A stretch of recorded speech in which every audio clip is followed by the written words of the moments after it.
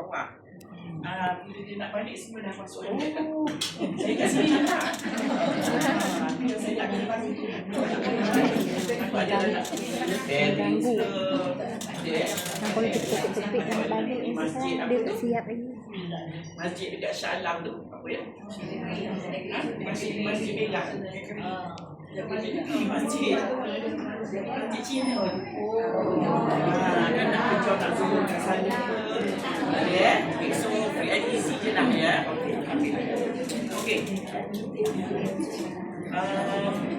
First kali perempuan kena silentkan telefon.